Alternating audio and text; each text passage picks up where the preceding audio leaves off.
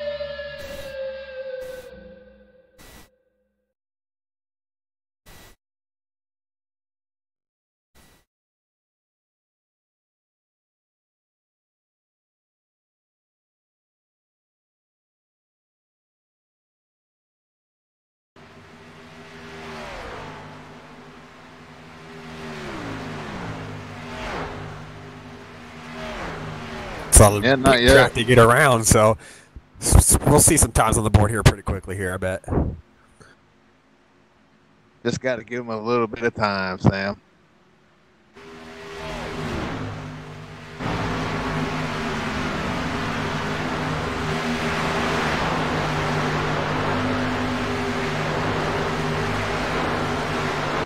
Good time. Dudley just took it.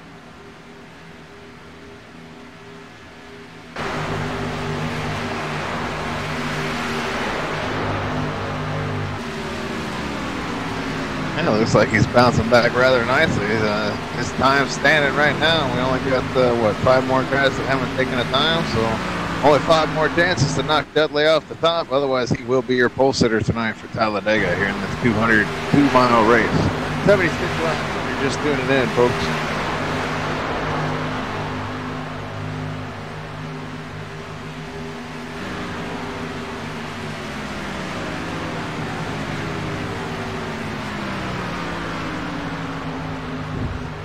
And now Cray. And Griffin. Now Griffin. Bang, bang, bang.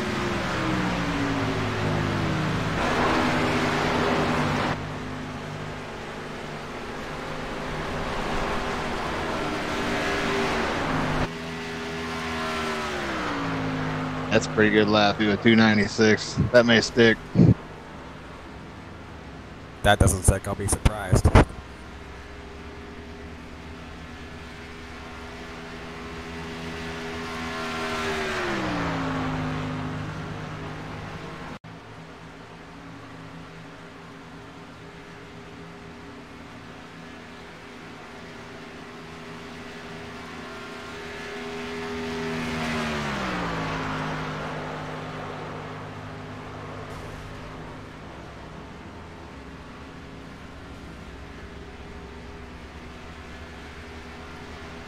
I think he's already done at this lap. I think he's just going to see how much grip he could have there. I think he did it all 2 of his laps there, so.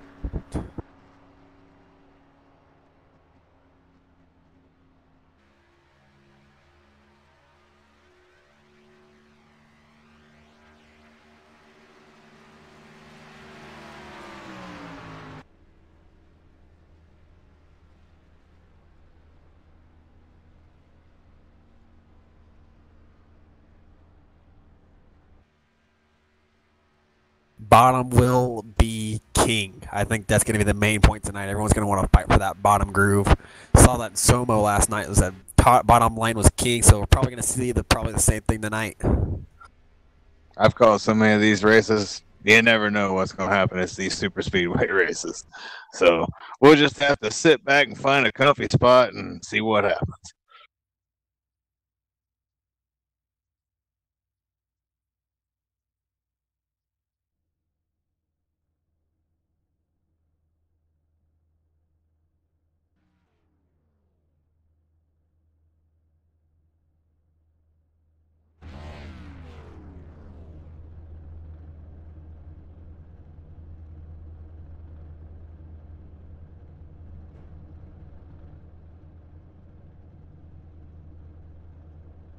Landon Lacey will start 11th. Dylan Bose starts 12th. Jeff Schmidt 13th. John Morris will roll off 14th tonight. Eric Mitch 15th. Tyler Cox, the new points leader this week, will roll off 16th, deep in the field. Ryan Littleton will be 17th. He's actually second in the points. So number 1 and number 2 in the points are going to start 16th and 17th tonight in this 19-car field. Brandon Puffenbarger back there blowing everybody away with the 2-minute and 14-second lap time, starts 18th. Not to only be outdone by Adam Chapman with his 3:38. Blazing speeds there, folks. 19th tonight for Chapman. Yeah, and I just want to apologise there. My mic was not working for the whole segment there, so you probably just didn't hear me. You just heard the guys' voices, but I am back now. My mic is working now, so yeah, we're about to go green. Yeah, I know. It's amazing. Welcome back, man. I know. As we're going to go to Gary Griffith right now. Are we?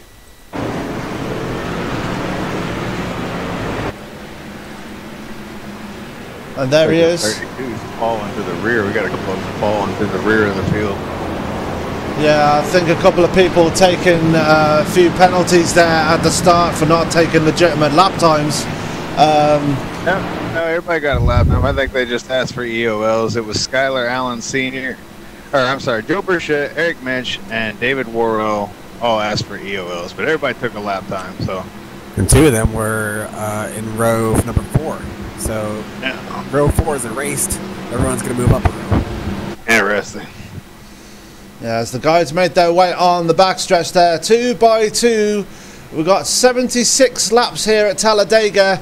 Gonna be a fun one tonight, so if you are watching, please leave a like if you're enjoying what you're watching. If you're new to the channel, please leave a subscribe. That'll be on YouTube as well.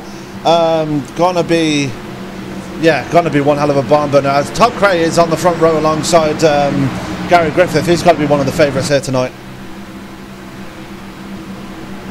Yeah, Todd Craig comes into tonight as the all-time wins leader here at Go Fast Racing. So any racetrack you go to, I think he would be one of the favorites. It's going to be interesting also to see how everyone's going to be calm. If they're going to want to go to the front, who's going to want to follow to the rear. I mean, we saw 2 people in at 2-minute lap times. They're probably going to choose to stay in the rear, but it's going to be interesting to see who wants to move to the front and how fast they want to get there. Yeah, as they make their way out of turn 4 now. This is what it's coming down to. The Super Speedway week is continuing here with Go Fast Racing Grand National Series. Waiting for the pace car to peel off as they come on to the tri-oval. And waiting for it. There it goes. There goes the pace car. It's going to be a long run now between the pace car peeling off and going to the green flag. Let's see if Gary Griffith goes early or waits for the green flag to come out. Todd Cray, really impatient there, is getting a nose out in front of the 300. As wait for it, we're waiting, and the green flag is out. Still not going. Gary Griffith did not go on that start as the away 76 laps around Talladega Super Speedway, and everybody's still 2 by 2, just going to get themselves figured out at this point. Yeah, Oh! Only 2 of them involved in it though. We got 1 down there on the bottom below him, but he's not going to get involved. And that's the 2 yeah, that's the 2 guys that started on the front row. Todd Cray, the biggest victim out of that, and Garrett Griffith also falling to the back of the field. But the 2 guys that started on the front row getting together on that start, and now Skylar Allen leads the race. Yeah, it No stays caution green. Yeah, that's the big thing. No caution. We stay green. They went down, got below the line immediately, so the caution did not come out because they were out of the way. Skylar Allen is now your leader, coming from further back in the field. He's got Dylan Vose to his outside. Dylan Vose looking for some better luck after some bad luck last week. And Kyle Frame is right there as well. As they get together. Dudley gets together with Vose. Dudley's got to back off out of that now as he's got to have some serious damage on that car. He's on the high line. They're 3 wide going through turns 1 and 2. Dudley, I can't help but think Dudley's got to back out of this, and he does. Dudley's got a lot of right side damage to that race car after getting slammed into the wall there. Doesn't look like it was kind of like a, not exactly net code, but it kind of hit the car kind of funny there, it looked like. Yeah. And just a report on Todd Cray. He's not going to have a lot of damage, but I think he's going to have enough damage to where it's definitely going to slow him down even in the draft. So we'll just have to see, how much of that he can get fixed and how much of it will affect the car as he continues on here tonight. Yeah, he's about to go a lap down as there go the leaders. Still 2 by 2 as they start lap 3 of 76. Really contentious racing so far, guys. All the action so far, and we've had a couple of wrecks already as Trevathan's on the outside of Skylar. Skylar started 10-2, so from first he led that lap, so in 2 laps, pretty impressive. Good job. Somebody's down on the apron back there. That looks like... No, not Adam Chapman. Yeah, we're going to go back and look at Adam Chapman right on the tail of Joe Burchett. Some really close racing as they're going around the outside of Brandon Puffenbarger as they're coming through turn 4 now. Yeah, as I was just saying, a lot of contentious racing so far and a lot of people coming together in the early running of this race.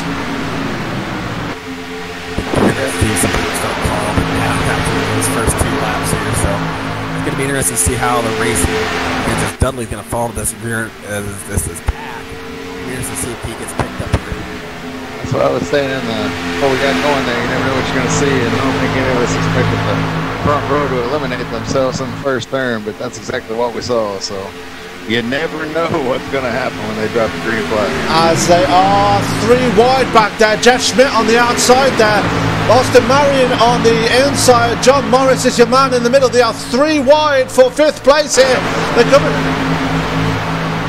coming up on a lap car. That looks like Todd Cray, is it? It is. Todd Cray's staying out the way. Jeff Schmidt has got to go down a lane and try and get around him safely, and he does. So discretion being the better part of valor on that one, as they're still side by side for the lead. Well, this is where we'll be able to find out if Craig can keep up, or if he can tuck in and just mingle in with traffic here, if he'll fall back because the car's too damaged. And he's having a hard time finding a spot. He may have not been able to hold on to that draft here where he mixed in. He's the last car in that bottom line. It looks like he's fading back. So that car, I think, is going to have enough damage where it's going to pretty much end his lane. As far as competitively, anyway. He's got Dudley back there, too, and Dudley has damage as well. So maybe they can work together and maybe help each other out. They're going to have to. They're not going to have much of a choice. They're just hoping for a caution right now. There's Robert Dudley still nursing that damage. Let's go back and have a look at him. He's actually fallen to 17th, and Robert Dudley's bringing it pit side. Wow. So that damage really hurting him, and you can see why his front end is completely smashed in. And these 2 packs that we saw at the beginning of this race kind of starting to form together. The second pack's all single file on the bottom, and they're pretty strung out, but they're starting to catch this pack of 9 in front of them. Yes, we've got Todd Cray, who's 2 laps down now, but still out on track. He's actually got that damage fixed on his car. To be fair to Todd Cray, he didn't actually get a lot of damage on that car. He just really fell really far back, and yeah. The majority of the damage he took was when he got T-boned, but he did go down and make slight impact with that inside wall in the front. It wasn't too hard, but yeah, it did really hurt him. 2 laps. Still time to make it up, but that's a lot to make up in such a short field. How many of them are still out on track right now, Sam?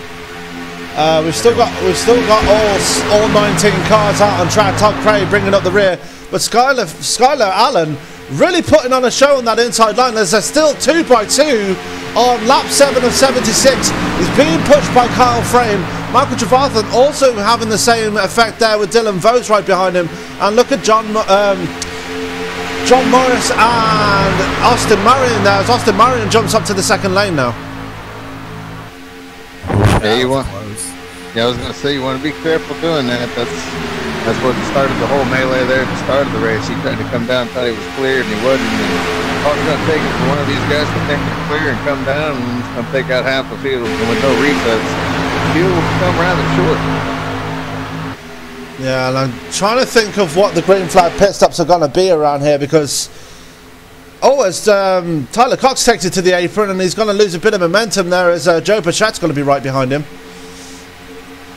Well, it's full field, Sam. I think it'd be somewhere between 35 and 40 laps. So it might be a one-stop race if it goes green the whole way. That's what I'm thinking. I'm thinking they'll at least take it to where they can make it a one stop, which would be 38 laps. And I'm almost positive they can make it 38 laps on a big fuel. Okay, so that is the lap we're looking for.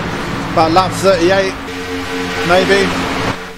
Who got shuffled out here? Whoa. Oh, that is close as Vose and Trevathan come down right in front of Skylar Allen. And I was saying this last night. Tyler was saying that they're cutting off the noses of the other cars, but on a track like this, you've got to take that momentum, you've got to take that opportunity as quickly as possible, otherwise you're going to lose it. You got to be careful not to bumper hook the car in front of you too, just in case they slide off the bumper. That's what we almost saw right there. As Austin Marion and Jeff Schmidt move to the front now, they're clear of Trevathan, and that looks like Eric Minch going with them as well. Everybody getting really stacked up again as they come through turn 4. And it looks like Minch is going to leave Schmidt out to dry. Can Schmidt get back in line? Yes, he does. So that was close. Austin Marion, your new leader. High line got a good run there because the bottom line was so disorganized and shuffling around a lot. So it looks like by that outside line. Looks like you have the right person. Ooh, man. Looks like if you have the right person you can trust, you can also just brake train yourself to the front. So going to be interesting to see. Packs of 2 is the way to go if you want to pass them on the top side tonight. And it looks like... Sorry. It looks like that's what Tyler Cox and co are doing as they are on the back. On the high side, we've got Tyler Cox, Burchett, Chapman, Landon Lacey is there as well, and Brandon Puffenbarger. They're all on the high side. They're right behind John Morris now, as they've all gone to the bottom line, so everybody getting into single file now and just settling down a bit now. And talking back to the point of Gray being able to hang on the draft, he is hanging on to the draft now, so it looks like he can get some laps back. It looks like he'll be just fine. Yeah, as you see in that. Just trying to calm down right now. That's what it looks like. Everybody getting single file for the most part, except back there mid-pack. Got a couple cars in that second lane, but everybody else on the bottom just trying to take a deep breath right now. There's a lot going on here in these first 11 laps. Absolutely, as the only car out there on the high line right now is actually Jeff Webker, as he actually does now move to the bottom line. Tyler Cox still staying out there, getting up high, probably getting some air into that engine as he comes back down to the bottom line again. Still in lockstep with Joe Bichette, his teammate, right behind him. So Team Overtake not having the best of nights tonight as they are mired in the mid-pack. Austin Marion is still our leader, as it looks like Jeff Schmidt's starting to get a bit impatient behind the number 65. Yeah, those two guys behind him, it's actually Eric Minch back there in third. He's the biggest mover of the race. He's moved up 12 spots since the start. He started 15th. He's up to third. But Schmidt, he's also moved up 11 spots. He started 13th. He's up to second. So these guys started towards the rear of this 19-car field, and here they are running second and third. Actually, Mitch was one of the people who had an EOL, so he's actually gone further through the field. And the two people that were involved in the incidents on the first couple of laps in this race are actually being caught by the lead pack now. Those two people are Robert Dudley and Gary Griffith. Just coming for the tri-oval now. Let's go back to Austin Marion, who is right there with them as well. So got to be coming up on some lap traffic now, and will they move out the way or will they stay in line? That's the question.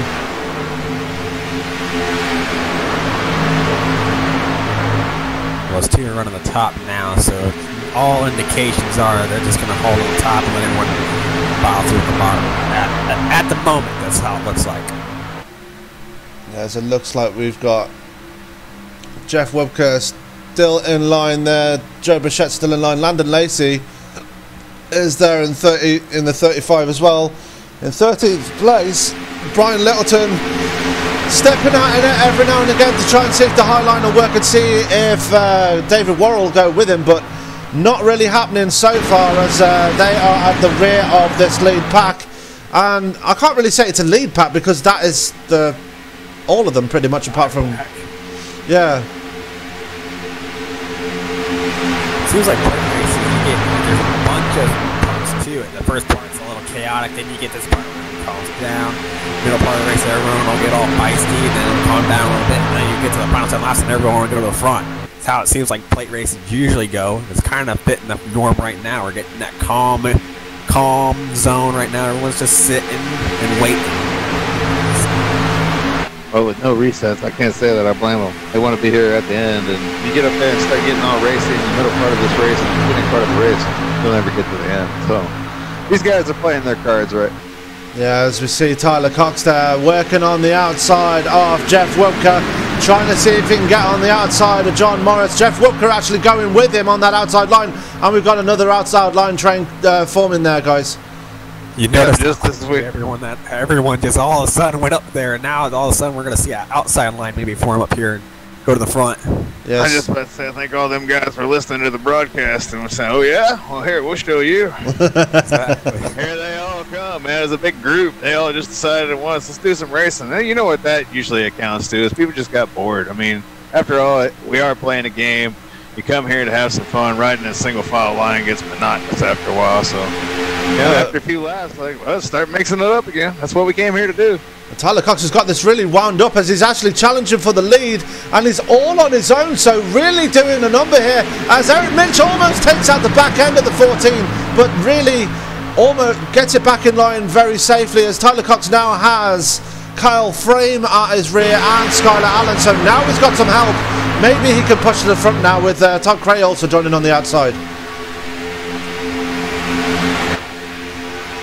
Oh, they're trying. They got to get organized.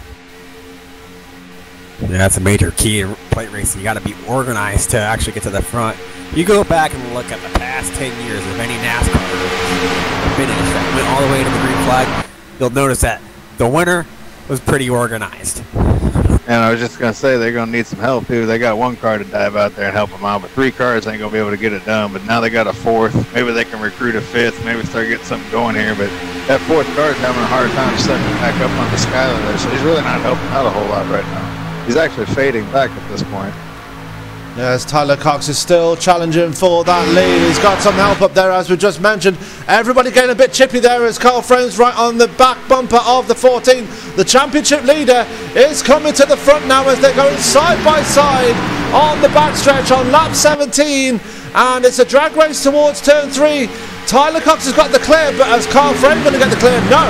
Austin Marion's going to get another push off Jeff Schmidt, and they're side by side going into turn 3. Gets about a car length at the exit of the corner, but then they lose it again. It's going to be interesting to see if you can keep your momentum in the corner so you get a larger jump. It's going to be interesting throughout the night to watch that and see if people can get a better run off the top end. Well, I'm seeing a lot of cars up here in this front pack shuffling around. Yes. See that? Boy, they're just wiggling all over the place. It's just a matter of time with that kind of violent movement going on before something bad happens. Yes, they are getting a bit wavy in the draft there on the straights. Windshield wipery.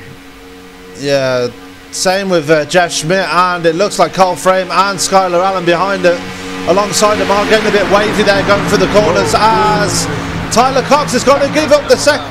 Yeah, Tyler Cox made a bit of a mistake, and Frame and Allen really going to jump on that and move their way forward as well. I saw that bumper waxing going on.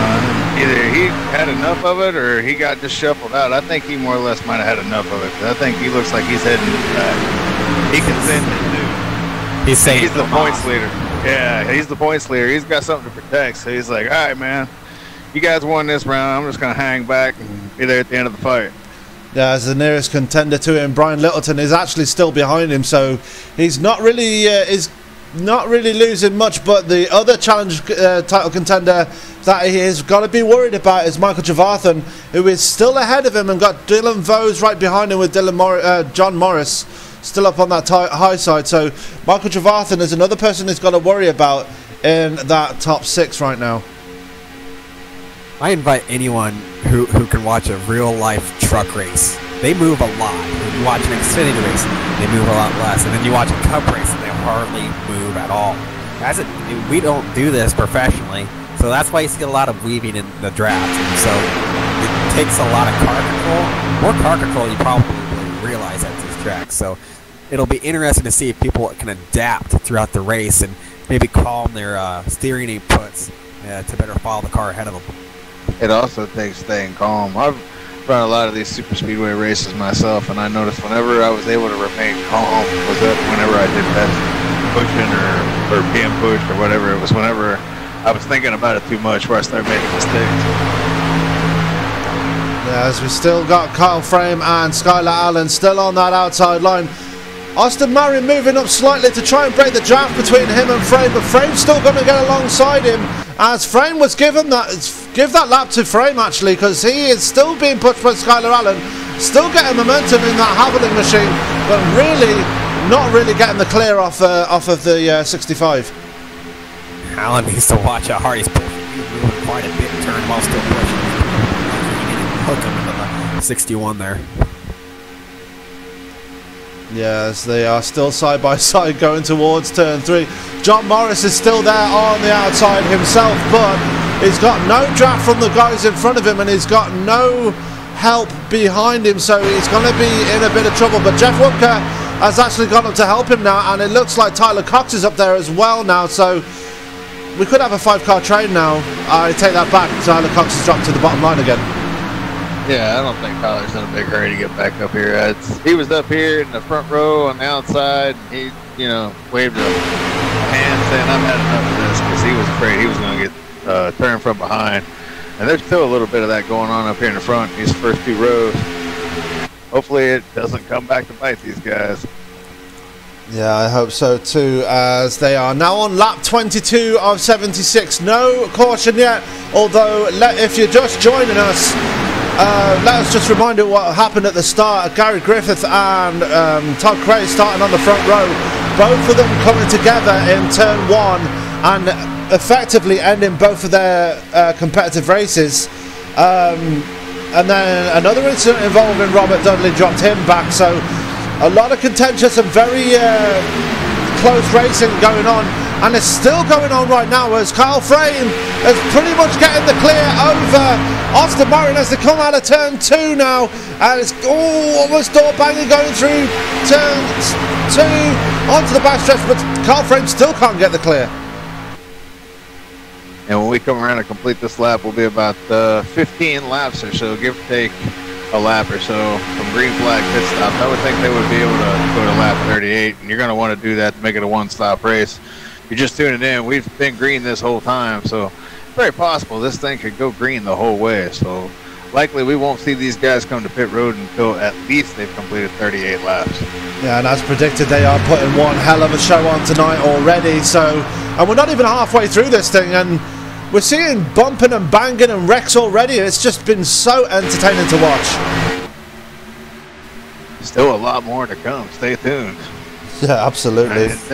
There's a storm brewing up here in the front. It just hasn't happened yet. Yeah, we're seeing a lot of the racing at the front, but if you go from about 7th on back, they're all strung out. They don't want to be a part of this crash if it happens up here. They're all probably talking if they have in their TeamSpeak channels like, hey, we don't want caught up in this crash. Let's just ride in the back. I'm thinking that's the strategy that Tyler Cox has chosen, as he's still there back in P10. He dropped back very suddenly after challenging for the lead. I'm guessing he's using the safer strategy and dropping back, and if anything happens, he can hopefully get through it easily. I'll tell you what, I'm impressed with how 2 cars have been able to maintain that high line and stay up and be competitive like this all by themselves. You know, just a few laps ago we were talking we didn't think that'd be possible, but boy, they're proving us wrong. Well, it's helping because that bottom lane is Skylar Allen is going to try and take a 3 wide. He's not going to do it though. He's not got no help up there, so it looks like Skylar Allen's choosing the same strategy as Tyler Cox, and he's going to drop back and maybe get into a safe zone as he drops back in behind Todd Cray. I'm thinking that probably had to do with an overheating issue. That thing was probably getting hot and they weren't going to get past, and they just said, all right, let's just fall into line. Whoa, you don't want to get below that yellow line down there, 61. And Frame kind of just slotted himself in 3rd, so he did a pretty good job at make sure he wasn't getting up to dry. Yeah, as Jeff Schmidt and Austin Marion's now P1 and 2. Carl Frame, after losing his drafting help, has had to slot down to the bottom line. So everybody in single file right now.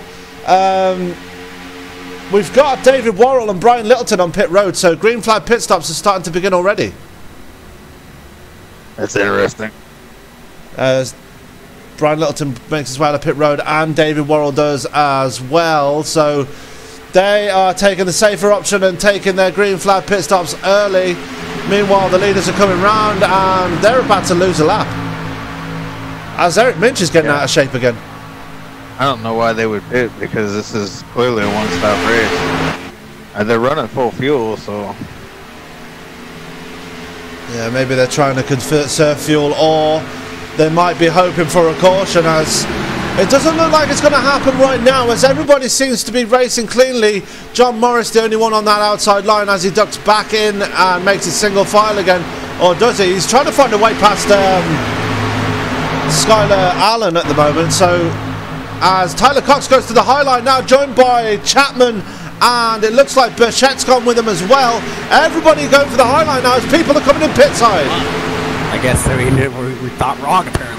27 laps is probably the one we got. Wow. I am shocked by that, because I don't see any. Oh, okay. No, I take that back. They're running 70% fuel. That's why. Yeah, as we're going to go to Chopper Cam and see what happens there. Marion's in pit. Schmidt, Trevathan, Vose, Morris, Wobka and Cray are all in pit road right now to get their pit stops done.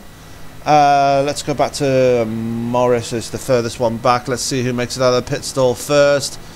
And it looks like Austin Marion's going to win it out of pit road as Todd Craig wins the race off pit road, but he is still 2 laps down, so he's not going to be a factor in this, as it looks like Austin Marion's the winner, Trevathan's off second, Wurmke off third, Schmidt off fourth, so he's had a bad pit stop, and Morris off at the back of the field, those guys that have just pitted.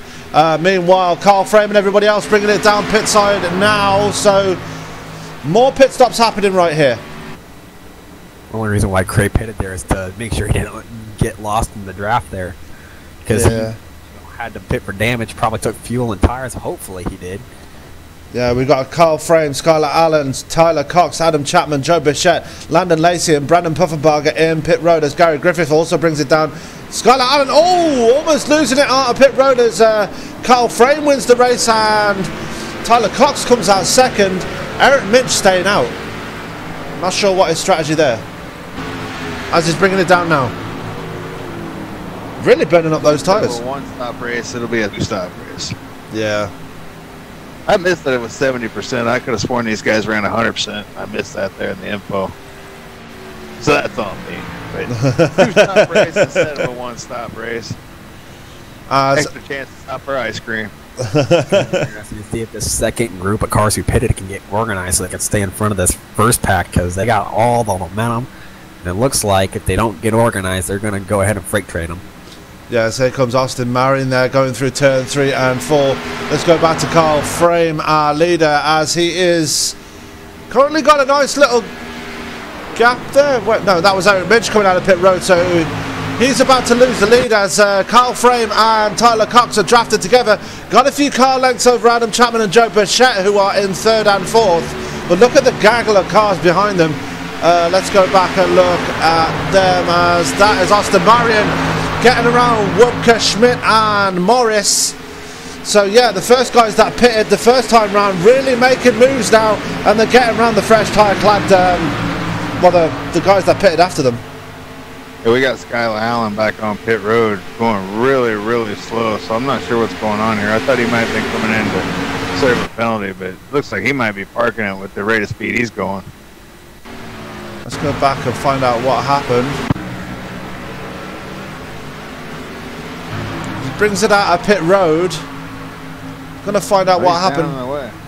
Yeah, I'm guessing he may have had to serve a penalty as...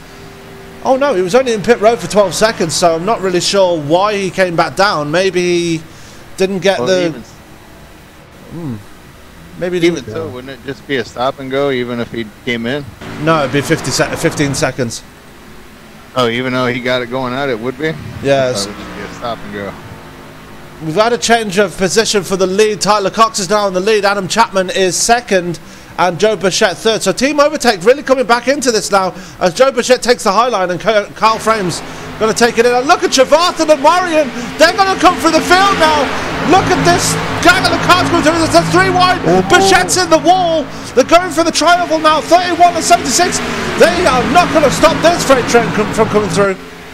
And they made it work. Look at that. Wow. That was a bold move on lap 31. As Austin Marion is now back in the lead of this race again, as all of the leaders are bunched up together once again. We've got 2 lanes of traffic here as they are 3 wide behind him. Look at that, that's Brian Littleton there in the middle of that. Morris on his inside, Tyler Cox on his outside. Cox and Chapman are getting freight trained right now. Yeah, well, we're starting to get to that midway point of the race. Now everybody's, figuring they got to go now, even though they got plenty of time still. Everybody's pulse is going up, and everybody's starting to panic a little bit. You got a lap Robert Dudley up here all over the place. He's got to be careful. Look up in the rear view, Robert. You got cars coming. And he gets out of the way, thankfully. He was all over the place there. It's a good thing that he noticed those guys were coming. Yeah, one person I want to point out who's actually starting to make his way to the front is David Worrell.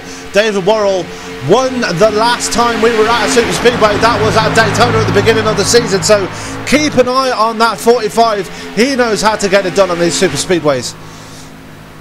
Remember when I said we're going to have the beginning, it's going to get calm, and we're going to get racy in the middle, we're going to get calm again, then we're going to have the finish. We're in the middle part. We're getting racy again. Yep. Everybody's got new tires. Everybody's feeling, you know, like it's time to go. Like I said, there's still plenty of time, but everybody starts to panic now. They look down there in 10th. Man, I can't be at 10th. I got to get up there at least second or third. So everybody tries to start going to the front. Yeah, as we now got a battle for the championship contenders here, as here comes Brian Littleton with David Worrell, as I just mentioned, making their way to the front on that outside line. Brian Littleton, if he gets the lead here, and if he gets a decent result over Trevarthen and Cox, he could be the championship leader after all of this. And he's not won a race yet this season, so that could be interesting for the number 80, as he's going to get the draft beat in front of Worrell and Puffenbarger, who's behind him, Carl Frame, and it looks like John Morris behind him as well, as John Morris goes back to the bottom line. But looks like Brian Littleton's going to make it to the front there. Is he going to take Worrell with him, or is he going to leave him out to dry? That's the question, but he hasn't got the clear again, as Austin Marion gets another run on the inside line.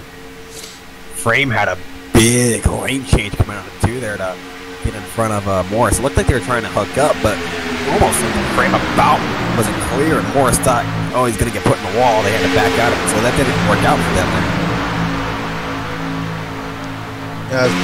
Brian Littleton was given that lap last time round, as he's having the living daylights pushed out of him by David Worrell.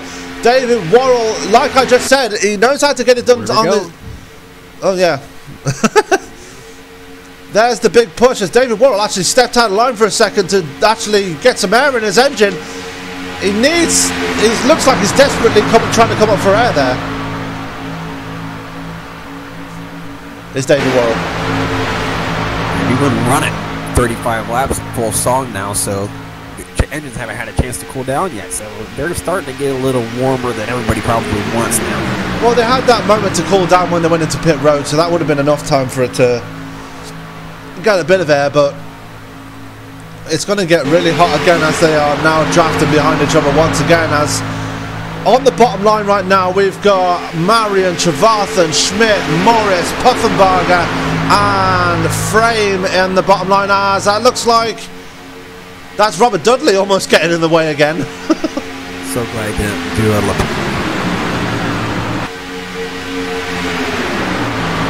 Yeah, Kevin LePage made a name for himself in the wrong kind of way. Love how he blamed it on 42 other people.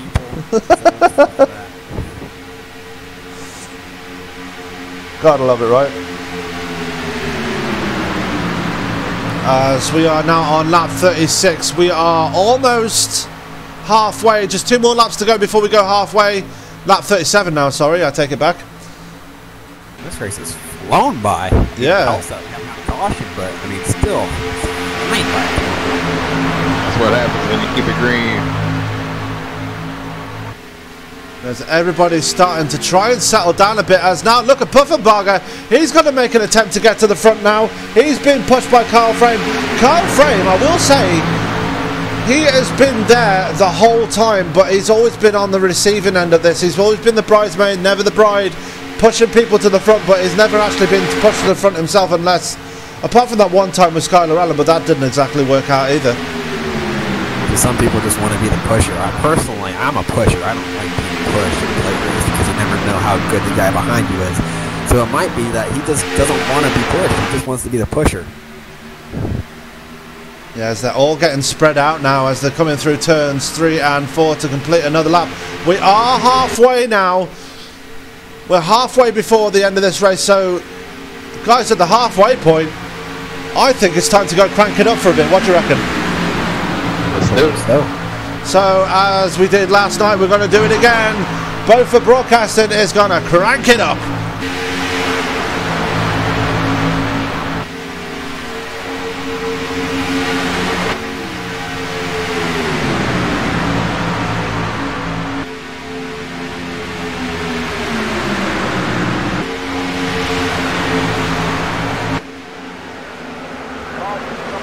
Oh, we got a caution, Austin Marion. There's the big one.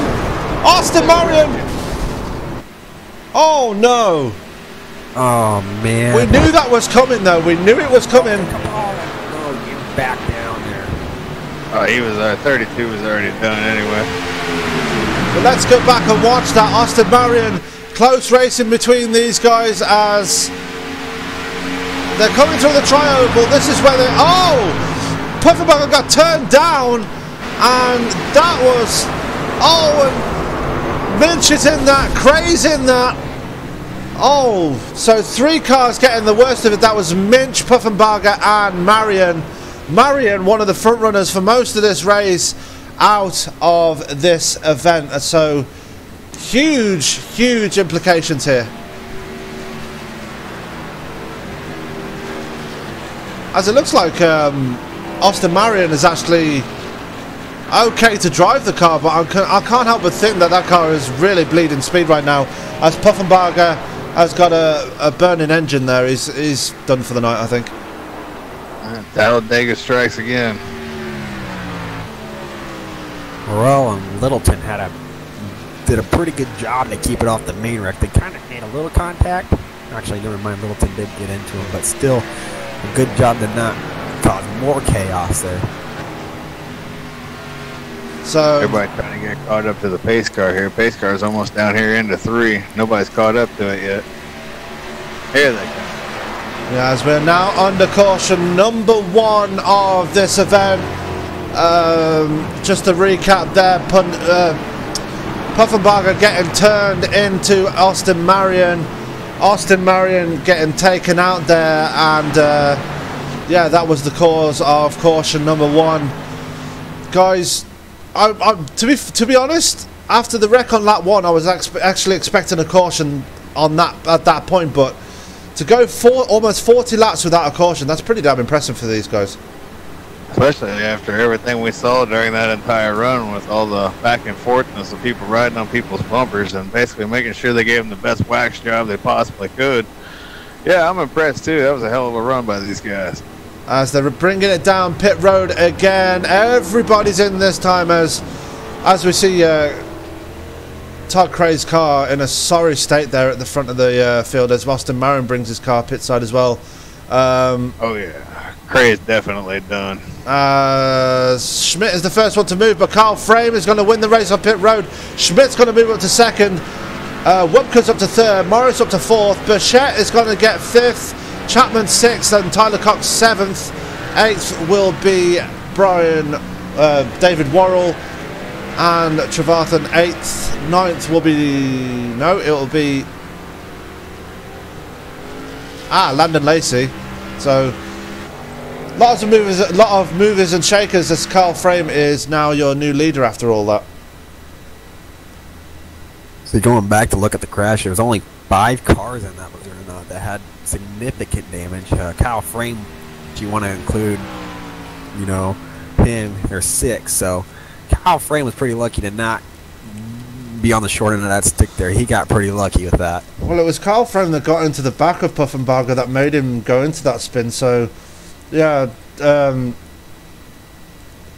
Frame very lucky to get out of that relatively unscathed, whereas Puffenbarger's night is pretty much done at this point. Same for Eric Minch, he was just an innocent bystander in all of that. And it's a good thing for the rest of the field too. This cluster of 3 cars stayed in one spot, and everybody else could, tell where they were going to be. They locked it down like you're supposed to do in a crash here, and made your path predictable. That's what the main thing is. If you get the crash, you want to make your path as predictable as possible. So only 5 cars were in that. So lucky that we didn't have 15 in that. Yeah, as we are now on about to go into lap 42. We are under our first caution again. Just to recap, a huge incident between Kyle Frame, Brandon Puffenbarger, and our longtime leader Austin Marion, which caused Austin Marion and Puffenbarger to end their races at that point. I think Austin Marion is actually still mobile, but Puffenbarger's night is pretty much done.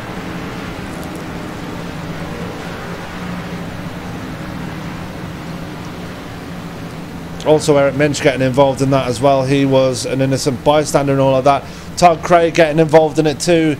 His night will be over too, as he has just been in too much of a... Well, Todd Craig's probably been the most unfortunate person of the night. Starting on the front row, getting taken out in turn 1, and then getting caught up in the actual caution itself. He's just not having a good night tonight. Yeah, and just not following his way tonight, seems like. Sorry, Scott. Right. in the pre-race there, we were talking about how we could never rule him out because he was the all-time leading racer here at this league. And sure enough, there in the first corner, and there he goes by the wayside. The broadcaster's curse strikes again. Yeah, we didn't even interview him this time, so that's even worse. So, lap 42.76. I'm guessing at the end of this lap, the lights are going to go off on the pace car. Lots of close racing tonight. Lots of back and forth between many drivers here tonight. So, yeah, it could be any of these guys taking the win tonight. As Talladega, as always, is just completely unpredictable. Well, that's super speedway in its own, here or Daytona. Seems like we're going to have a race in two halves. I mean, we had a good first half. We had that one incident to start.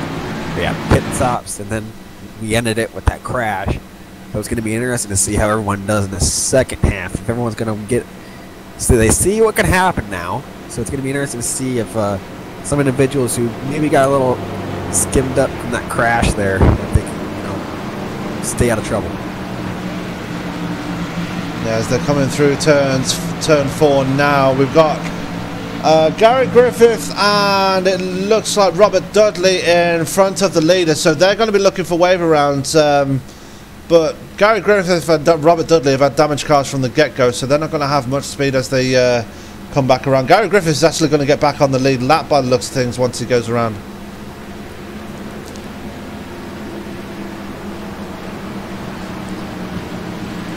Go back to Austin Marion there. He has been pit farming that car. His car still looking very tweaked, but still trying to get that damage fixed as much as possible before they go green again. But his car actually looks a lot better than it did before anyway.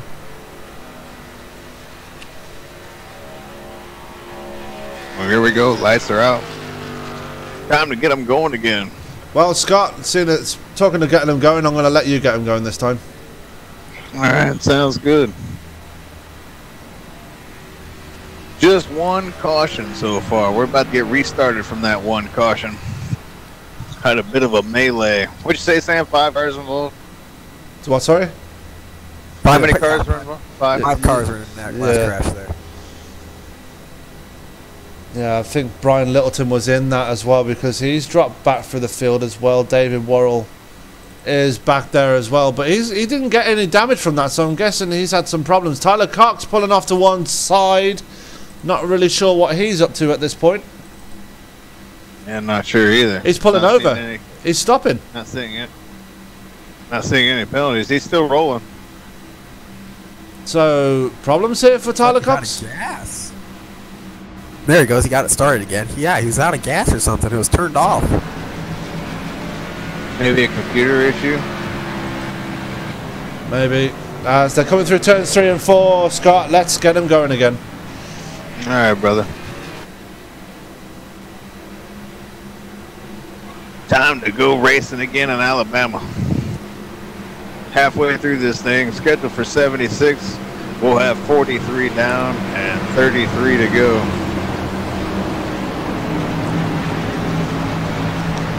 Just waiting on that pace car. He's taking his time tonight, folks. Getting paid by the hour.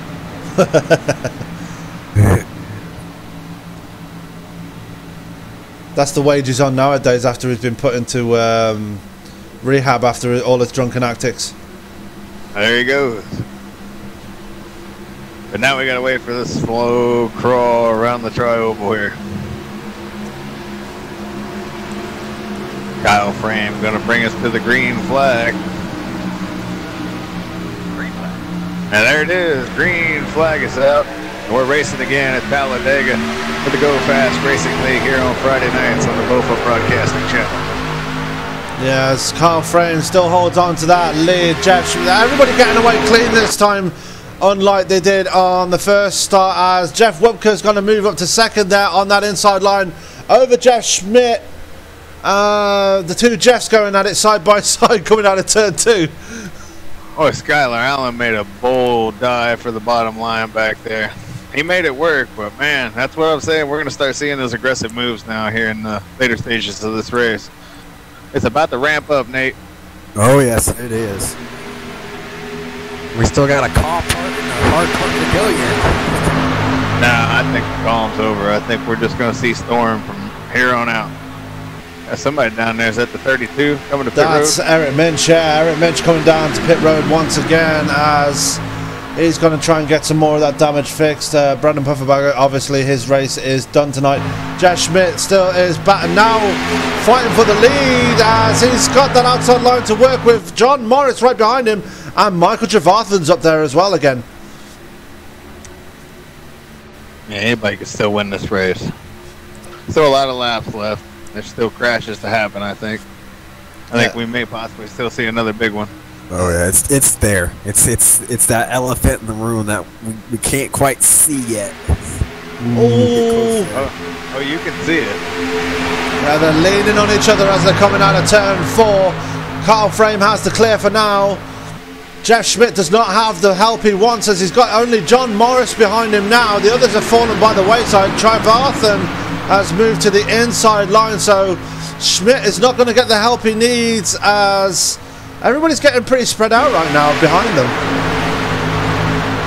I think they're just kind of hanging back, and it's kind of a safe zone, although there really is no safe zone unless you're like 3, 4, 5 seconds back, somewhere back there, because I think a lot of these guys know that are towards the back here, they also know the crashing's not over yet. Yeah, going back to one of our championship contenders, he is being pushed again by David Worrell. Brian Littleton with that damaged machine. David Worrell with that clean machine, really pushing the daylights out of that car right now as Eric Minch gets out of the way and lets the leaders by again. I'll be surprised if Tyler Cox comes up here and gets involved. It looks like he is. Whoa, Skylar Allen to the outside there. Just so crazy like. Wonder what that was all about. But 14 took it back to the bottom line, left Skylar out there by himself.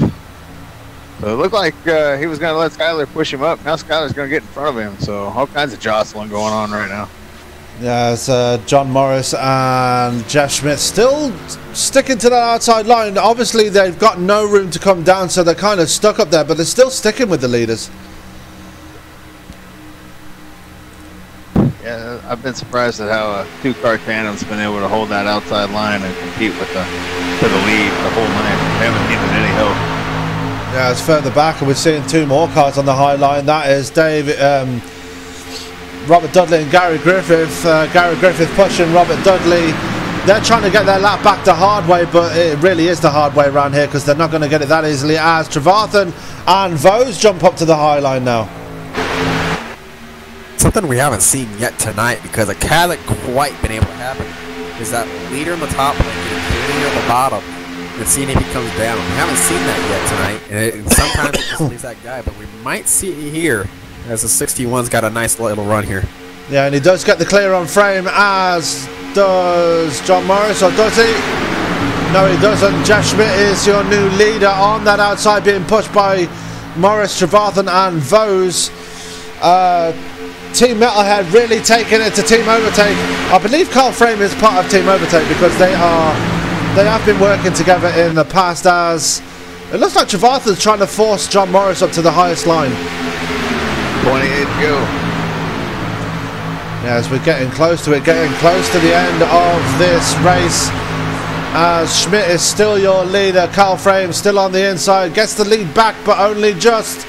Jeff Wubka, let's not forget about him. He's still there in that bottom line, pushing the living daylights out of Carl Frame. So lots of pushing going on, not a lot of moves happening though. There's really nowhere to go right now. It's starting to get a bit of a traffic jam here. That outside line's now got 6 cars deep, so there's really nowhere to go at this point. Everybody thinks they're going somewhere, but they still got 28 laps to go, so we got one more pit stop too. They can't make it to the end from here, so there will be one more green flag pit stop if we stay green to the end. As John Morris getting a bit chippy there on that outside, maybe coming up for a bit of air behind. Jeff Schmidt really getting hot behind the second place man as they are making their way through turns 1 and 2. Skylar Allen making a name for himself on the inside as well. He wants to get on the back of Jeff Wubka as almost disaster. Pocono? That looked like Pocono for a minute, didn't it? Fanning out there. Everybody wanted to find some clear zone to get to. And the R3 wide for third place. That is Trevathan in the middle. Wubka on the inside as John Morris is going to get shuffled to the back now as he is taking the highest line. He's fallen back behind the top 6. Points got about saw pit stops the first time around 27 to 29. So if we work backwards from there, we're thinking 56 to 60 with that caution. So we're gonna see pit stops go more than likely here. Yeah, and you got to be careful to make sure you bring guys with you because this is not a place where you want to pit by yourself. So you don't want to pit early and try to shortcut it here on this run here and just take enough to get to the end.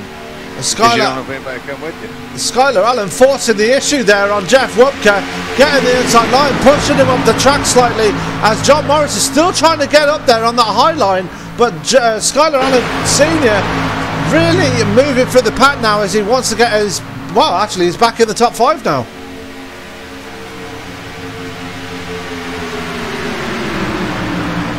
It's going to be interesting if he uses his run here to get by some guys here. He's got a nice little head of steam here. As oh, here we go. We got whoop, to the top side here. See if he makes it work. Well, he's got Dylan Vose for company in front of him, so hopefully he can get onto the back of Vose and maybe try and push him to the front as they go past Austin Marion. That car not got any speed in it whatsoever as he gets absolutely freight trained. Yeah. Cox went below the line there. It looked like he was going to make a move on Allen there, but he was wise to get out of that one. Well, we've seen Tyler Cox do that several times already in this race, being like, I don't know if it's the aero draft or the aero push or something like that, but Tyler Cox we've seen go below that yellow line several times already tonight, and still able to wind it back up and get back up on the track safely, but if he keeps doing that, I'm afraid it's going to catch him out at some point. Yeah, he's the only one that does that. So if we get a chance, it might be interesting to interview him and see if we can figure out a reason for that. I mean, that's kind of interesting, that kind of way he goes below the line there. Yeah, as we see Trevathan give Jeff Schmidt a nice little push there on the backstretch. You saw that perfectly, a perfect example of bump drafting there. Trevathan getting into the back of Jeff Schmidt and giving him that nice little push he needs to stay in the lead as Dylan Vose has now got Jeff Wubka for company behind him, so that outside line's starting to come into play again. How about Jeff Schmidt, man? He's been running second all night long, started 13th, running second pretty much the whole race, and here he is. Finally gets to feel what it's like to be up here on the point and lead some laps. Boy, I bet he's salivating right now. He'd like to bring this thing home. Yeah, Jeff has been the bridesmaid, never the bride again. I'm bringing that up again. As Jeff Schmidt has not won a race this season, but he's always been there in the top 5 in contention. As we're still seeing 3 lines appear up there, with 3 wide back there between Chapman, Littleton, and let's go back there. Littleton and it was Morris, but Morris has fallen back in line now.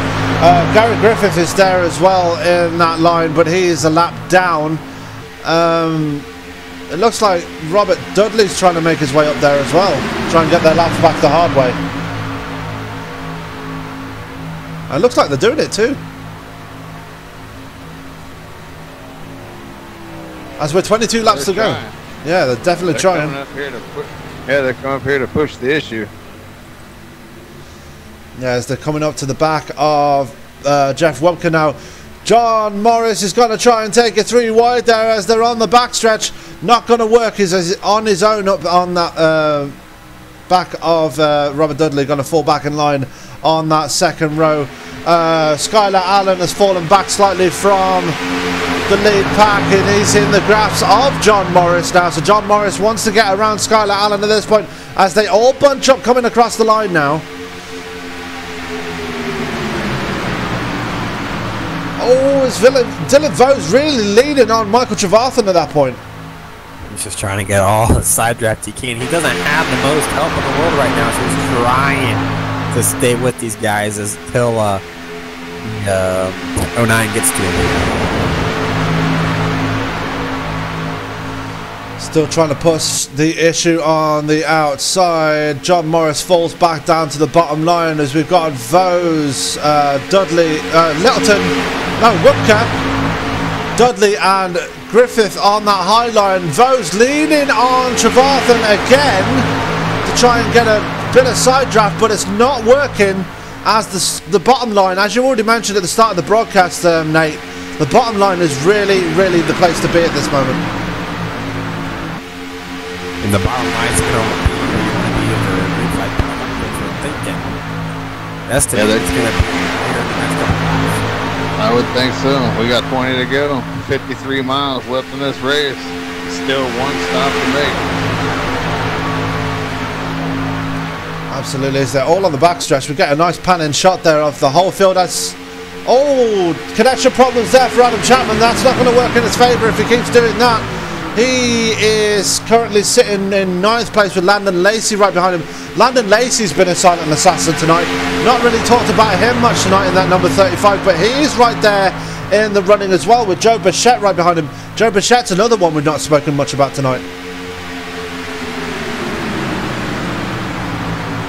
The thing about Joe Bichette though, he always seems to be in the mix though, despite he's not having the best of races tonight actually, I will say.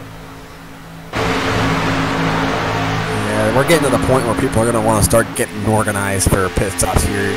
People are starting to communicate, hey, we can get a pit here. We need to start thinking about pitting. They're probably going to start working their way to the bottom here. That's why we're starting to see that top line dissolving here. Yeah, as Dylan Vose looks like he's trying to find a way to the bottom. He's really... looks like... yeah, he's trying to find his way to the bottom line. So I'm guessing green flag pit stops will come into force here as they come through turns 3 and 4. Let's see if anybody makes the move to drop down below. No one as yet, but Dylan Vose has fallen in line. He's in 4th place now as Jeff Schmidt is your leader. Trevarthen 2nd, Carl Frame 3rd, Dylan Vose 4th, Skylar Allen is in the top 5, John Morris 6th, Jeff Wupka 7th, Tyler Cox in 8th place, Adam Chapman 9th, Landon Lacey 10th, Joe Bichette 11th, Brian Littleton is in 12th, David Worrell is there in 13th as yeah, Littleton's lost a lot of momentum. He's fallen way back now.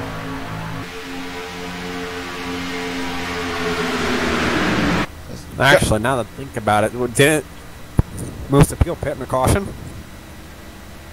Yep. But they won't be able to make it to the end. They're running 70% fuel.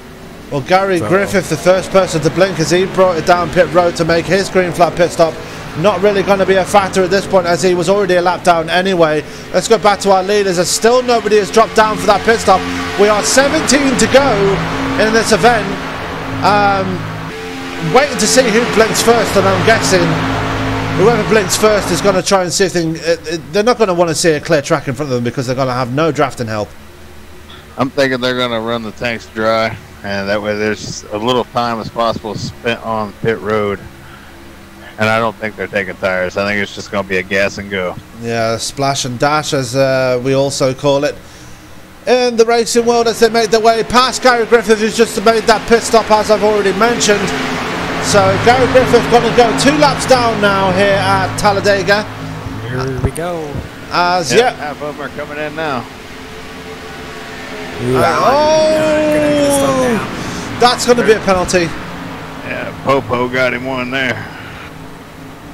Tyler Cox coming down as well. Adam Chapman, Joe Bichette, Landon Lacey is there as well. So a whole bunch of guys in pit road right now. Let's keep an eye on Skylar Allen, see if he does get popped for speeding. And he's taking right side tires too. As it looks like Tyler Cox. Oh, unfortunate there. Too. Skylar Allen, no, he didn't get popped for speeding. Joe Bichette and Skylar Allen both taking 4 tyres. It looks like...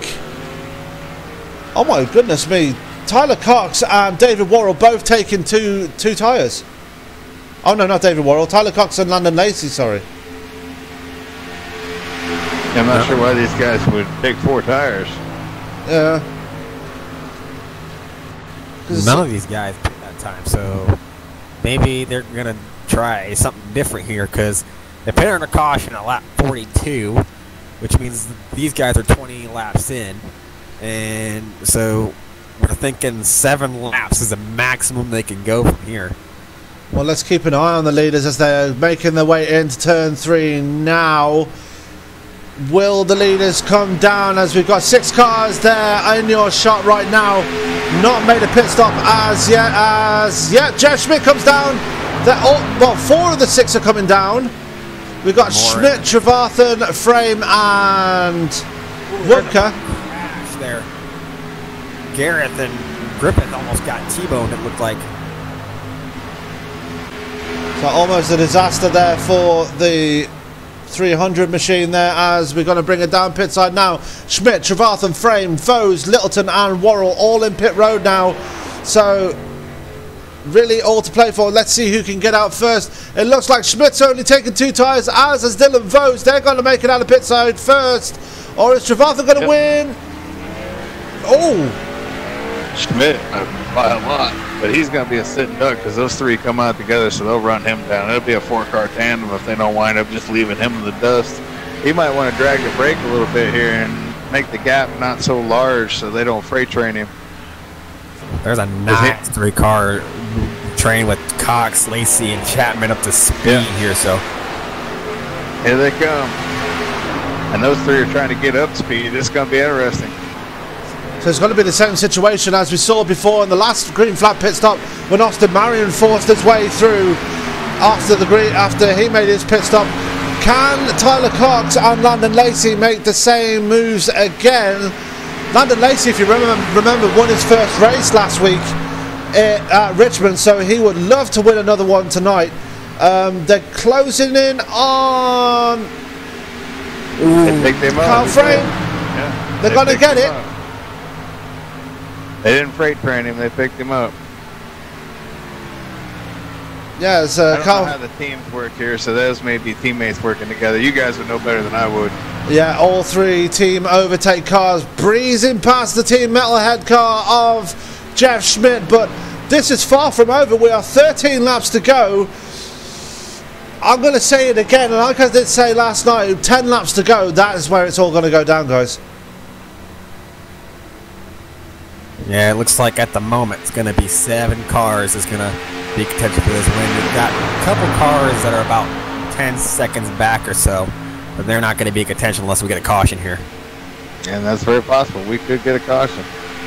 There's Jeff Schmidt is trying to make a run on the outside again of the 3 leaders as this is going to get down to it now. We're getting down to the nitty-gritty of this race as we got 2x2 going through turns 1 and 2 as they almost take out Jeff Woodker. Jeff Woodker coming out of pit road just then. Those are the 2 cars that didn't burst. Looks like they're going to get freight train in the back. So earlier you're in pit, the better you are.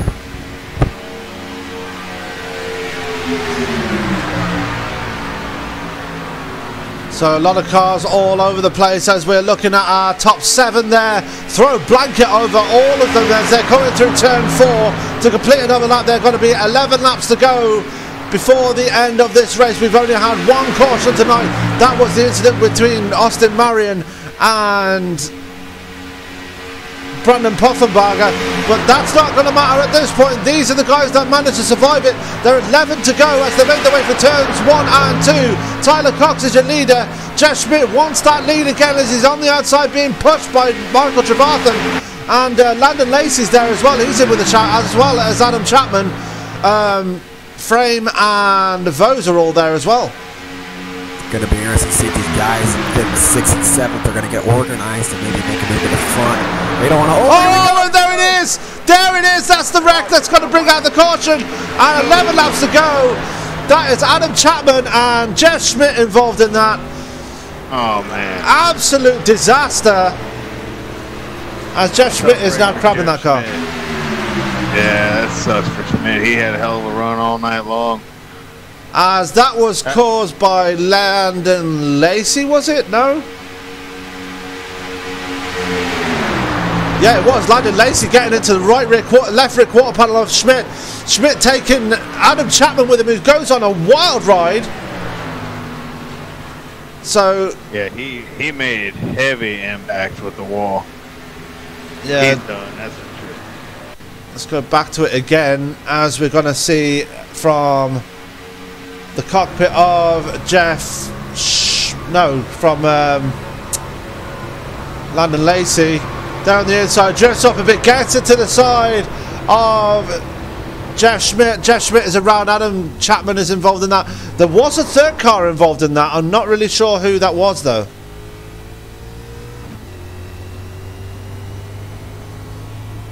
Kyle Frame got in the Chapman and pushed him into the wall, so that's the third car there. That's Kyle Frame. As Kyle Frame does look like he has a bit of damage, and yeah, he does. He's got a pretty messed up front end there, as we are now under caution number 2. Looks like Trevathan, no, fake pitting, but yeah, Kyle Frame's got no option but to bring it down pit road, because that front end looks like it's got some severe damage right now. Yeah, what looks like happened there is Lacey wanted a little bit of fresh air, and then it turns out that he just came down on him trying to keep it tight. So a racing incident, that's what you get sometimes at Talladega here. Only our second caution of the night. Probably going to only have 2, because if we have a caution when we get going here, it might be the end of the race. It likely will be, unless it's immediate. Yeah, so after all of that going on, our championship leader, Tyler Cox, is out in front. Landon Lacey sits in second. Trevathan is in third, so he's the closest challenger behind Tyler Cox. Well, not in the championship, but the championship contender behind Tyler Cox. So he's right there in third, and he's going to be starting on the inside row with the 14. Vose is in fourth. Morris is in fifth. Jeff Wobker is in sixth. Skylar Allen Sr. is in seventh. Joe Bichette still having a pretty poor race out there. He's on the latter end of the top 10. He's in eighth. David Worrell is ninth. Brian Littleton still with that damaged car. He's rounding out the top 10. Kyle Frame comes out in pit road, still with a damaged car, but still able to keep it running. Jeff Schmidt is disabled on pit road, as also is Adam Chapman. So disaster there for Schmidt and Chapman. They were doing so well to get themselves to the front of the field, but really coming undone after one simple mistake by the number 35. That's all it takes is Talladega. One little mistake, and next thing you know, a bunch of guys' night's over. They're on the hook. This is pretty important for Frame to keep running here, because you never know. All these cars could just take each other out here coming to the finish here, and Frame might be ended up the winner. So this is not over for anyone still.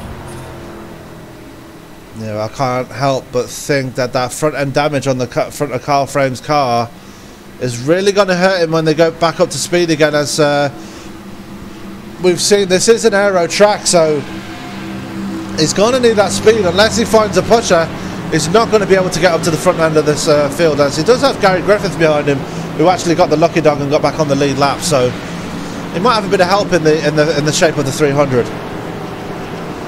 Tyler looking to win his 11th career race here at the Go Fast Racing League, which would tie him with Royce Scrivano for third all time.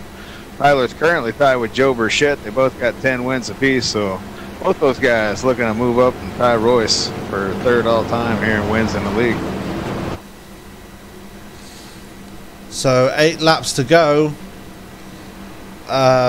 Going into turn 1 by the looks of things, and they are lights are still on the pace car, so yeah, still a lot to play for before we get to the end of this event. But my God, what a race it's been so far.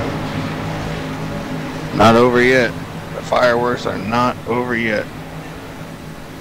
Gonna be interesting in this restart to see how not the first row does, but the second row does. The second row is gonna win this race. It's gonna be Bose, or it's gonna be the number 2 car of Michael. Oh wow, that's a hard name. I don't even can pronounce that. Seeker going out on a limb here, saying the car from the second row is going to win the race. I like it, Nate. Well, I mean, they're going to be pushing these guys on the front here. They're going to be determining how they can do. And they're in the catbird seat when we get to 1 to go. You never want to be the leader when you come to 1 to go here. So if they get their lines right, if they do it all right here, they could probably be the catbird seat when we come to 1 to go here, if we get 1 to go.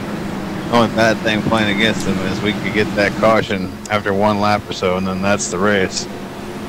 Yeah, I mean, Tyler Cox has been steadily making his way to the front all race. So if you remember, he made his way to the front at one point and then all of a sudden dropped back to stay out of trouble.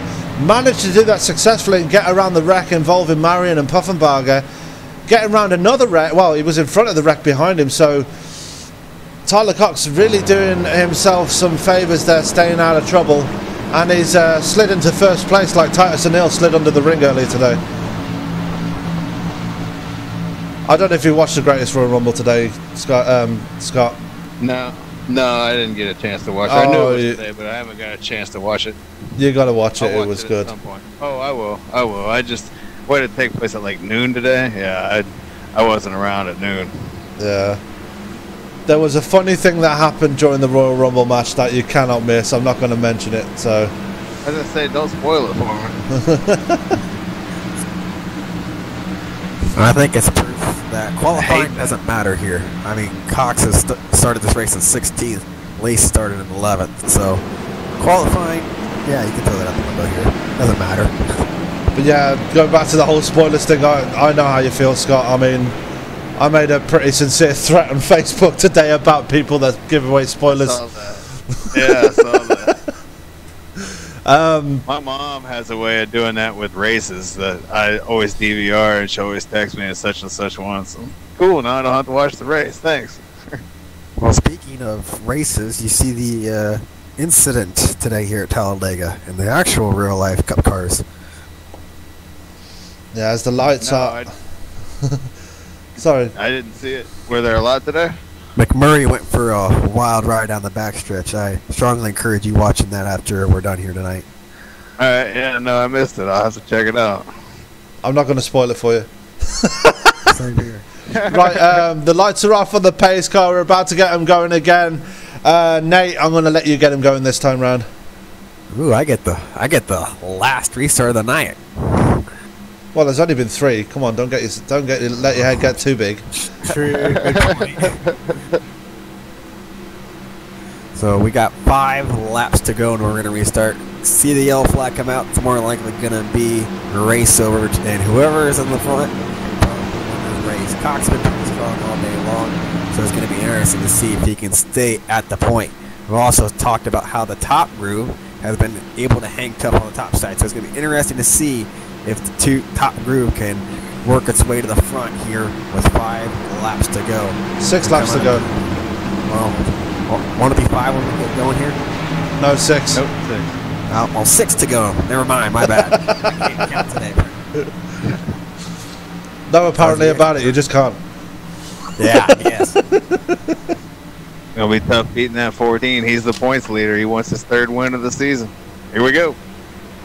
Pace car is down, and we got a nice long wait to the end of the tribal before we get the green flag.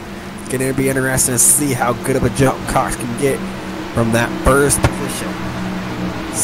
Steady as they come, steady as they come. Keep as we got the green flag now. Cox got a good start. Looks like he's going to stay in front here, but he's got no help behind him. Oh, never mind. It's going to be Lacey that drops down low as they race into 1. As here comes to Michael Javarthan on the outside now. He's chosen his line. That's Wupka's around.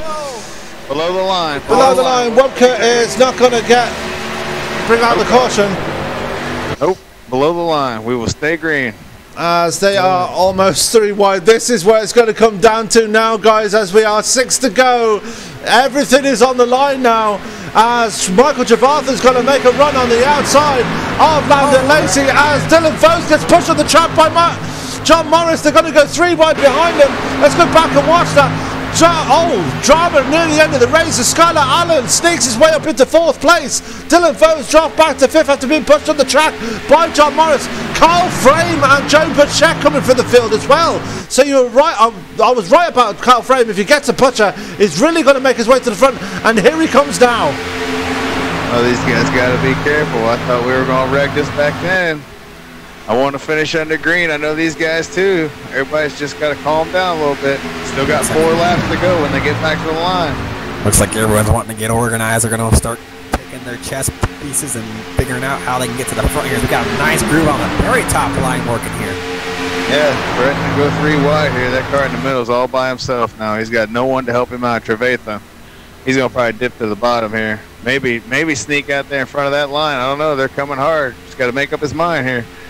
They're still straddling that middle line there, right between Frame and Skylar Allen. Skylar Allen drops to the bottom. He's going to leave Trevathan hanging. So Trevathan's all on his own on that outside.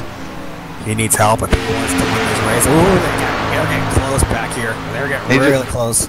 He just needs to stay patient. He'll get some help. Some guys will come with him at some point. Well, he can't be patient for too long as we are 4 laps to go. As there goes Carl Frame to the top of the line. Carl Frame, with a damaged car and all, really wants to get to the front of this pack. And we did predict that if he gets a decent pusher, he's going to make his way to the front. And he's probably got one of the best pushers behind him in the shape of Michael Trevathan. Yeah, it might be better if he does the pushing, though, if he's got front damage there, because he might be like a dump truck out there in the front. It'd probably be better if the 2 was out front. Big old sail is what he's going to be out there. Yeah, pretty much. Ooh. Oh, there goes Lacey. Lacey's gone on down below the line. We're still going to stay green, but Lacey's out of this. Another one bites the dust.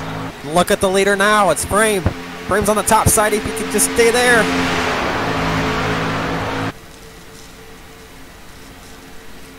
Yeah, Skylar Allen, the architect of Landon Lacey, getting spun there. But here they come with 3 laps to go, going into turns 3 and 4, side by side.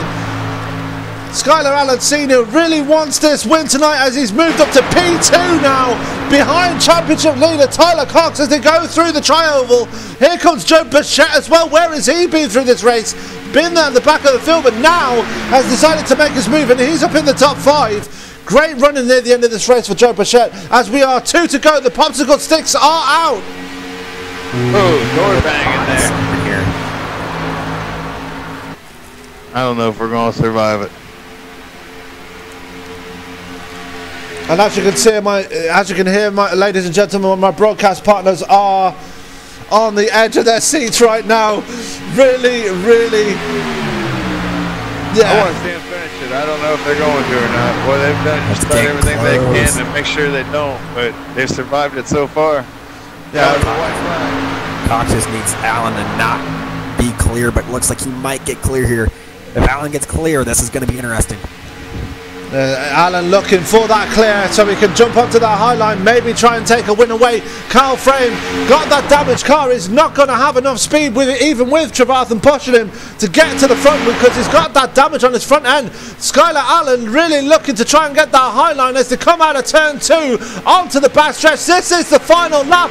This is what it all comes down to, as they are really battling out for this win. Getting close, door banging, coming up into turn 3. Tyler Cox is still your leader. Skylar Allen wants it. Tyler Cox has it. Skylar Allen is clear. Is he going to jump up to the high line? No, he is not. They're going to stay lockstep. They better do it. They better do it now. They got their shot. They better go. And he's trying, he's going to go high now. They're going side by side, almost side by side. Tyler Cox is going to get help though. Tyler Cox is going to get the win here, is he? Yes! Yeah, he did. Tyler Cox gets the win. Joe Bichette comes home in second. Skylar Allen, a brilliant 3rd place for the number 96, sorry, well deserved. Carl Frame, damaged car and all, it's going to come home with 4th. Trevathan home in 5th. John Morrison fading near the end there. Actually wrecking on the final lap. Comes home in 6th, or does he? Yes, he does. They finished. No, I'm proud of them. They finished. Hell of a finish. Hell of a race. Good job, guys. As there is our winner, Tyler Cox from Team Overtake. Really getting that help when he needed when Joe Bichette came up behind him. Joe Bichette been really nowhere throughout the whole race, coming home with a fantastic 2nd place, but I think he restarted 8th on that last restart. Yeah, my driver of the day though, I don't know if you guys agree with me, but Skylar Allen has got to go. He's getting my driver of the night. He had a pretty good drive tonight, didn't he? Bichette chose the winner of this race though. If he helped Allen, Allen was going to win the race for sure. Burchett wanted the second place. He had the better chance of pushing Cox there, so he went ahead and pushed with Cox, and that's why he got second there. Right, as we are going to now go to our interviews, I think everybody's just having fun doing burnouts because it looked like Skylar Allen actually came back out to do some more burnouts. So we'll let them get their interviews, they get their burnouts and have their fun. So, guys, what a great finish to the race. I'm telling you. And, yeah, I just saw that Jamie McMurray crash that you guys were all referring to. That was a hell of a ride he took, huh? Wow. Yeah, it was pretty crazy, wasn't it? Yeah, it was. Oh, we didn't see anything really like that tonight. I mean, we saw some crashing, but really nothing to where cars got up in the air and flipped down the backstretch. Yeah, we're still we waiting. didn't have as what Cody would call, thank God, it's a simulator moment. Maybe Chapman's crash, but I think Chapman had heavy impact. That's about the hardest impact of the night. Absolutely, as we are going to go and grab our third place finisher. That will be my driver of the night, Mr. Skylar Allen, and Nate, I believe you're with him right now. Skylar Allen, this is Nate in the booth. You got a copy with me. Yeah, man, what's going on? Well, I mean, kind of maybe a little bit of heartbreak. You didn't quite get the win there. Didn't have the help towards the finish. What was your mindset coming to one to go there? My mindset coming to one to go was to wait until I got to the tri-oval to make a move on the high side on the 14.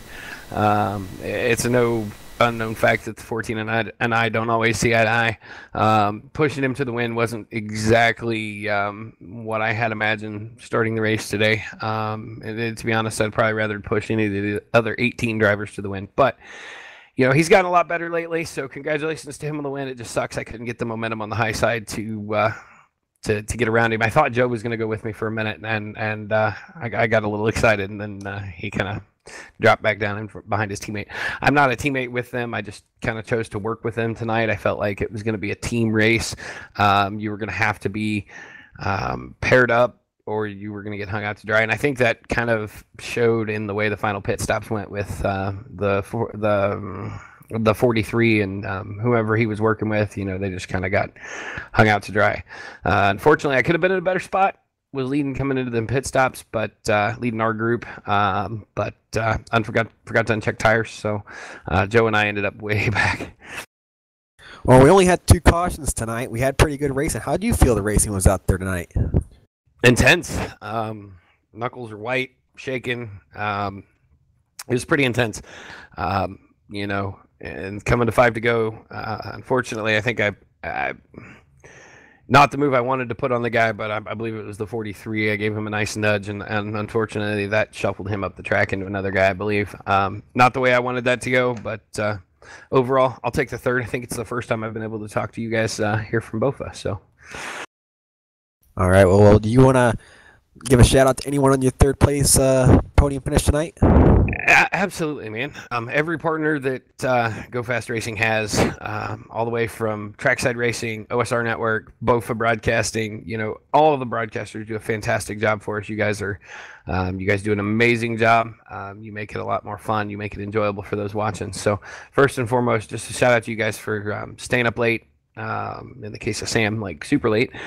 And doing this for us, and down to Mike's for our sponsorship in the truck series, and all the drivers that show up every day, man.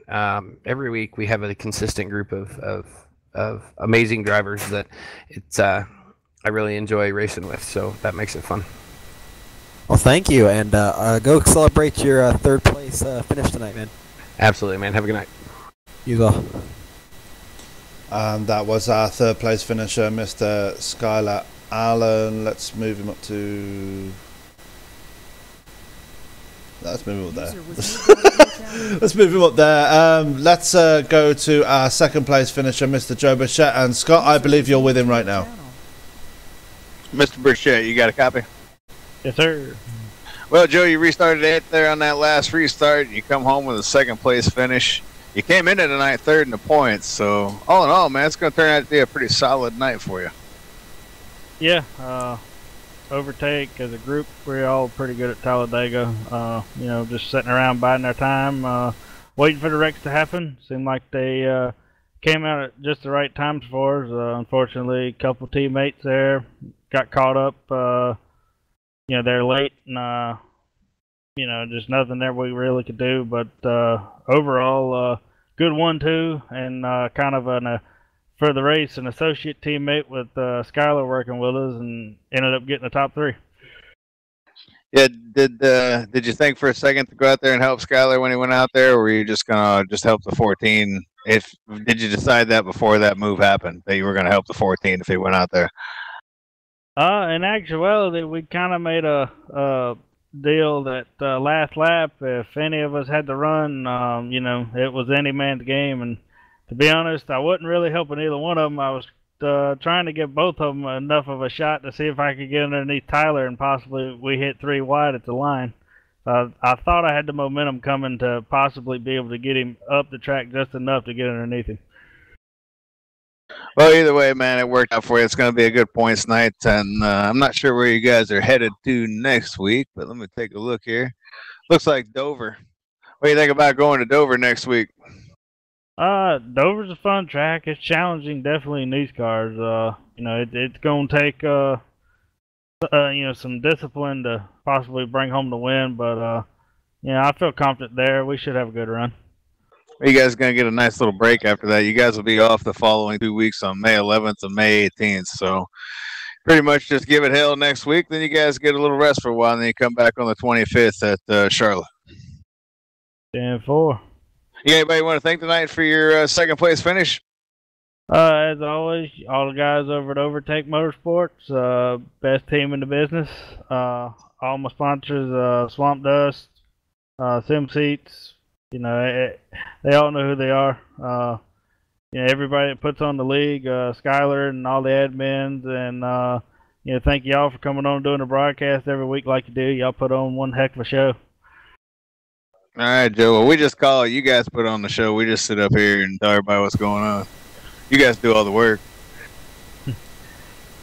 Good job out there, buddy. Good job coming home second. We'll see you next week at Dover. All right, thank y'all. That was our second place finish, and I'm right here with our very happy race winner, Mr. Tyler Cox, extending his lead at the top of the standings. Tyler, what a tough race for you out there. Yeah, it was a pretty tough one. I think I got the back bumper beat off my my car a little bit, but that's all right. It was an up and down run all night. Started in the back, and then under caution, I ended up shutting the car off, and I didn't want to refire, but I got it refired. So. Yeah, I did notice that before the not the last restart.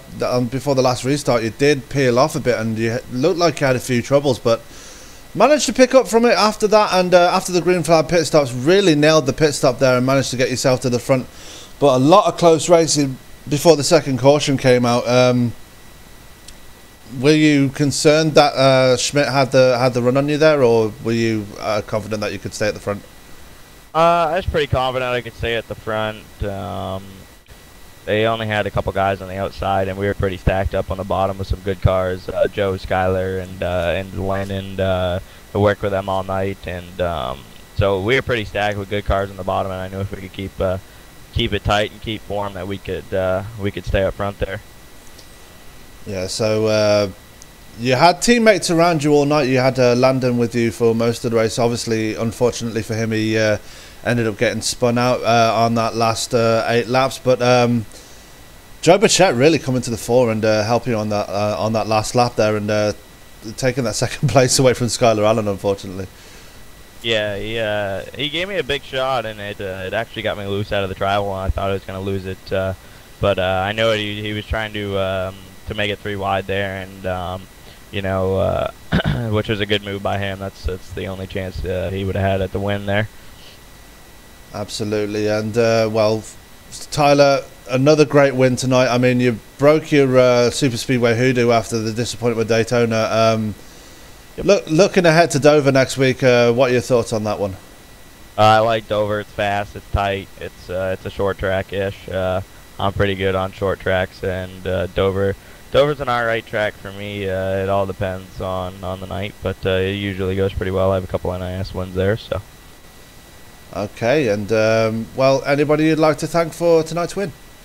Yeah, my sponsor, obviously, Big Dog Concrete out of Oxford, Maine. You guys for broadcasting, Team Overtake, Joe and Adam, and Landon and Derek and all the guys over there. Ryan Kuhn, he's been helping me out a lot lately. Can't thank him enough. And just everybody that's a part of this. So wore my Natalie Decker shirt tonight, so hopefully that's a good sign, and we'll keep wearing that. 'Cause usually every time I wear it, I get a good finish. So Decker Speed must be pretty good. Well, definitely brought you some luck tonight, Tyler. Congratulations on the win tonight, and we'll see you next week at Dover. Yes, you guys will. Have a good night. Have a good night. Good job, Tyler. Thank you.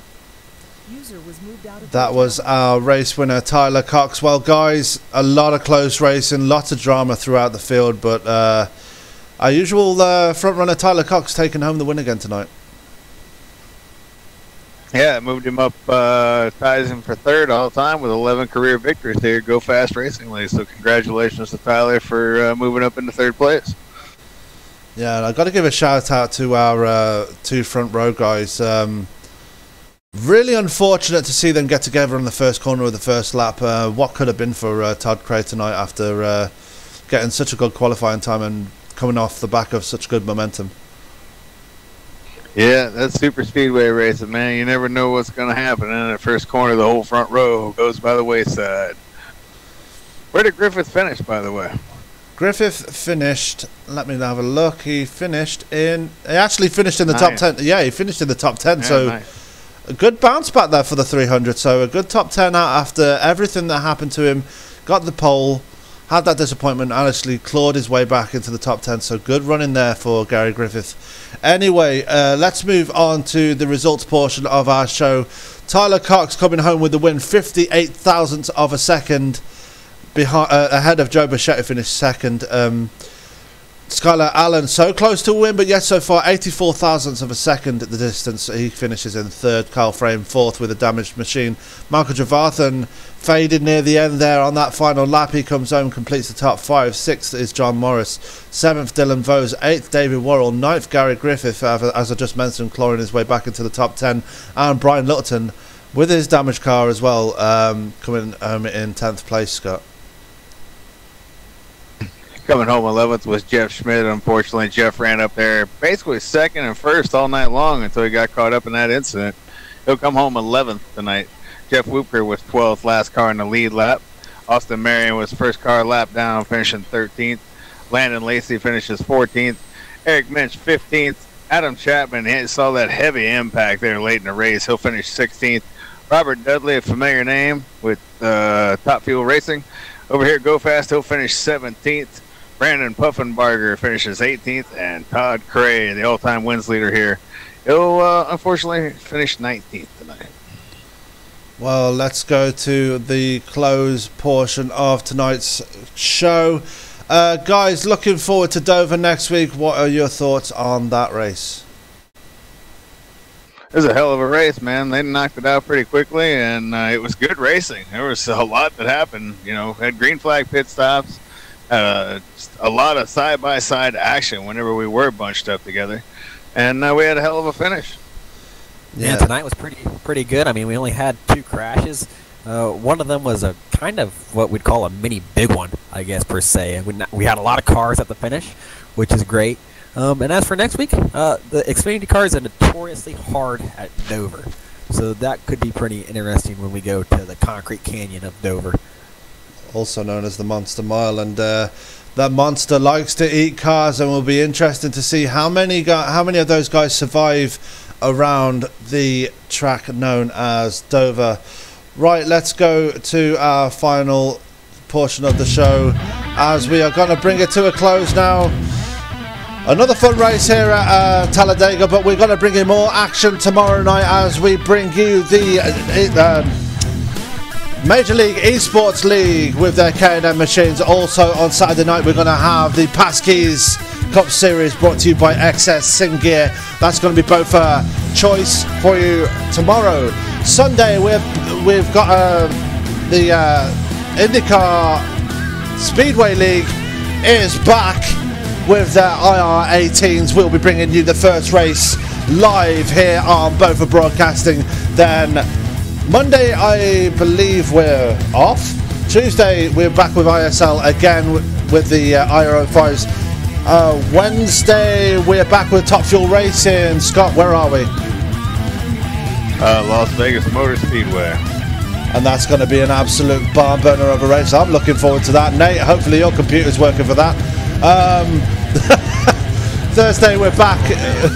We're back with so. As long as his computer's working by Indy for the 500, that's what Nate's goal is. So get it done, Nate. I'm trying. Anyway, next Thursday we're back here in Somo. They're here at Dover. But that's going to do it here for us tonight.